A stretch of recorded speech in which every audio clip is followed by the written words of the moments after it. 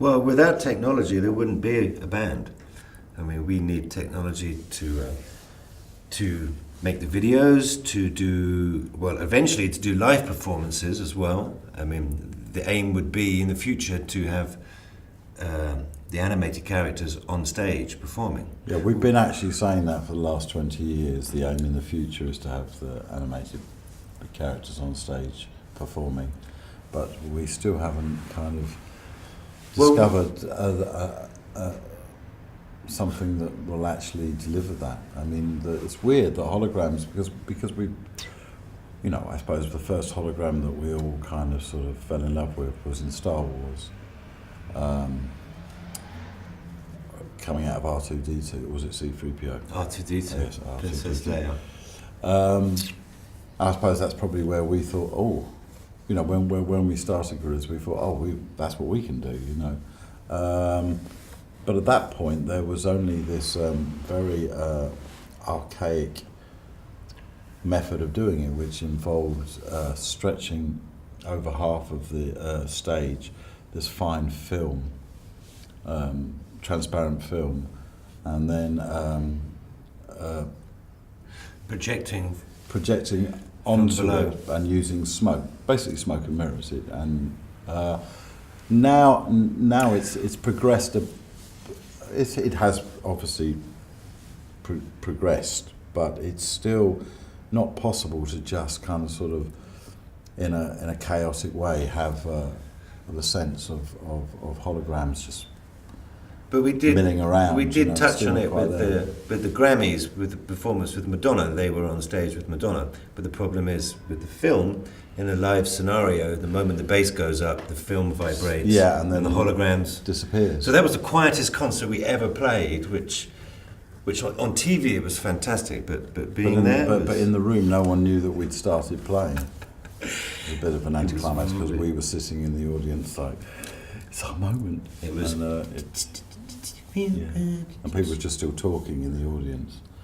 So the technology needs to progress beyond the point where you have an invisible screen stretched over the front of the stage. Which is why Deutsche Telekom is a great partner for us, because you know, they're prepared to invest in this, and their whole kind of thing is about the future of technology. So, you know, for us, it kind of makes more sense in a way these days to work with people like them than it does to work with record labels, you know, because record label can't deliver you anything like that, you know what I mean?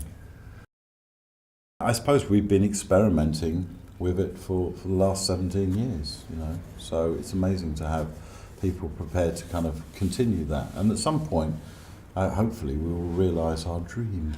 But it was probably one of the first things we spoke about, was just that. And 20 years later, we're just at the point where it could be possible. I thought by now have retired to Hawaii and you know, been doing everything remotely, but I still find myself physically involved with everything. Which I like it anyway, but I'm just saying it wasn't what we imagined, something that hasn't yet happened. No, I mean, I do everything on my iPad now. I mean, I literally, you know, this record started and I'd say at least half of the sounds on the album are from my GarageBand, and all the songs started simply from GarageBand, from 8-bar loops. I love it. I mean, you know, I literally went from my 4-track Tascam cassette recorder to my iPad. It was a very, very, I mean, because anything else in between, like Cubase or Pro Tools, it's too complicated for me. So when technology gets so advanced that it becomes simple again, I love it. I can write anywhere I want now. You know, I don't have to lug around even a computer. I just a little iPad. I wasn't thinking about that back then. It wasn't on that page, but since the birth of Gorillaz, that's always been the ambition. Because that 20 years ago, that was the impossible. You could never do that. But what we're seeing now is that it's almost possible. We're about to have the characters do live interviews, as animated characters, which has never been done. That's happening now. But for them to get on stage and do a 2-hour show, that's maybe a year away. But we'll be the first people to do it. And, you know... Because we're the only people who can do it, because no one else would want to do it. Yeah, well, needs to. The thing is, most people want to be there themselves. I mean, that's part of the whole thing. Is it's about them, you know. And I think the nice thing about Gorillaz is that it doesn't have to be about anybody. In fact, it can be completely anonymous or whatever. You know, it exists in that twilight zone between. We still haven't figured out how they do crowd surfing, but we're working on that. Murdoch jumping into the arms of his adoring fans and being carried through the audience and then put back on the stage. That's a little difficult. But standing there on the stage, performing, talking, exploding, whatever they want to do, that's possible now. It's just there. It's just there in the future. Yeah.